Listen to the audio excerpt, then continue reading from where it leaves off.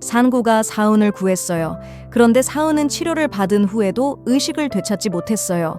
이제 9화의 스포일러와 예고를 설명할게요.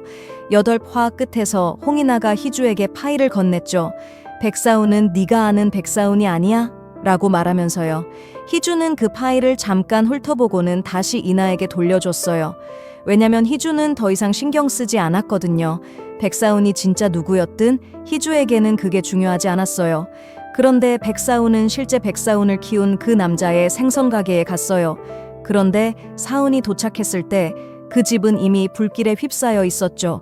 절박해진 사훈은 의식을 잃은 그 남자를 구하려고 안으로 뛰어들었어요.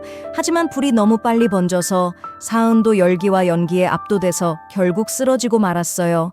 친구들 8화에서 봤듯이 백사훈이 되기 전, 즉 100개 들어가기 전 사훈은 이 사람과 함께 살았고 그 사람이 사훈을 키웠어요. 친구들, 이 남자가 실제 백사훈의 아버지일 가능성도 있어요. 9화에서는 사훈이 불길에 맞고 다치면서 쓰러지는 장면이 나와요. 그때 상구가 가게에 들어오죠.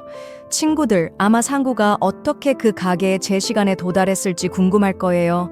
그래서 친구들, 사실 상구가 그 가게에 온 이유는 사훈이 이 노인을 만나려고 급하게 가게로 향할 때 상구가 사훈을 보고는 급하게 운전하는 사훈을 따라가다가 결국 그 가게에 도달한 거예요. 사훈이 부상당해 쓰러져 있는 걸 본 상우는 사훈을 구하기 위해 다가가요. 의식을 잃을 뻔한 사은은 상우가 자신에게 다가오는 걸 보고 상우는 사은을 안아가게 밖으로 데려가기 시작해요. 그때 사은이 상우의 손을 잡고 말하죠. 희주한테 미안하다고 전해주세요. 이렇게 혼자 두고 가게 돼서 라고 말하면서 사은은 기절해요. 이 말을 듣고 상우는 놀라는데 그 이유는 상우가 사은과 희주가 부부라는 사실을 모르기 때문이에요. 하지만 상우는 사은과 희주 사이에 분명히 특별한 관계가 있다는 걸 알게 되죠.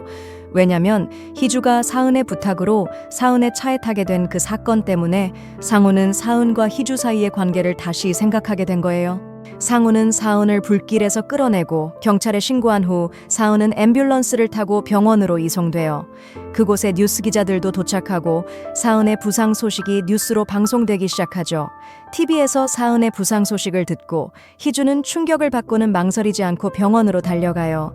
희주는 병실에 도착해 사은이 누워있는 모습을 봤어요. 의식을 잃고 누워있는 사은의 손을 잡고는 눈물이 흐르기 시작했죠. 희주가 이렇게 우는 걸 본 상우는 사은이 숨겨두었던 아내가 바로 희주라는 걸 깨닫게 돼요. 그걸 알게 된 상우의 마음은 아프기만 해요. 왜냐하면 상우는 대학 시절부터 희주를 좋아했거든요. 그리고 오늘 희주가 사은을 위해 이렇게 우는 모습을 보면서 상우는 더 이상 희주에게 자신의 마음을 고백할 수 없다는 걸 알게 돼요. 희주는 아직 모든 걸 받아들이지 못한 채 사은의 곁에 계속 앉아 눈물을 흘리며 아무 말 없이 그가 더 이상 나빠지지 않기를 기도하고 있어요. 희주는 떨리는 목소리로 상구를 바라보며 말해요. 이게 대체 뭐예요? 도대체 무슨 일이 있었던 거죠? 상우는 그 옆에 서서 희주가 사은의 곁을 떠나지 않는 모습을 지켜보고 있어요. 상우는 희주를 바라보며 부드러운 목소리로 말해요. 내가 도착하기 전에 그곳에서 무슨 일이 있었는지 모르겠지만 하나는 확실해요. 사은은 당신을 세상에서 숨긴 게 아니라 당신을 지키고 있었어요. 희주는 사은의 침대 옆에 앉아 눈물을 멈출 수 없었어요. 시간이 지나고 마음을 진정시키고 나서 희주는 사은의 소지품을 뒤지며 중얼거려요. 궁금한데요. 그의 진짜 이름은 뭐지? 그러다 사은이 깨어나고 사은이 가장 먼저 찾은 사람은 희주였어요. 두 사람은 서로를 발견한 안도의 포옹을 나누며 그동안의 걱정과 고통이 한순간에 풀리는 듯 했죠.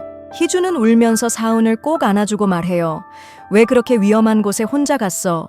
그리고 내 전화는 왜 안 됐어? 그리고 희주가 이렇게 걱정하는 것을 보고 사은의 얼굴에 살짝 미소가 번진다. 사은은 희주에게 자신의 비밀을 말하려 하지만 멈춘다.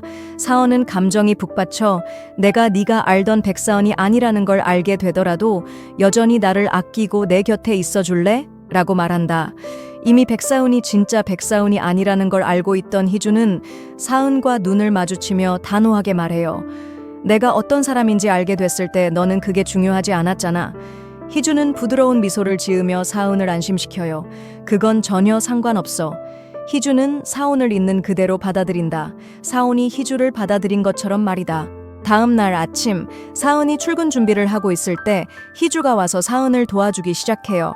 사은은 희주를 막으며 말해요. 야, 나 그렇게 다친 거 아니야. 내가 할 수 있어. 그러자 희주는 사은을 사랑스러운 눈빛으로 바라보며 말해요. 이제 내 차례야. 내가 너를 지킬 차례. 희주는 사은의 넥타이를 메어주며 신중하게 조정하면서 미소를 지어요. 그 사이 홍인아는 홍씨와 백씨 가족이 주최한 행사에 참석했다. 기자들 앞에서 그녀는 날카로운 말을 던지죠. 전 항상 궁금했어요. 백사은 대변인은 누구를 닮았을까요? 그때 근처에 있던 심규진은 이나의 말에 당황한 기색을 보였어요. 홍이나의 질문은 기자들의 호기심을 자극하면서 긴장감을 더해요.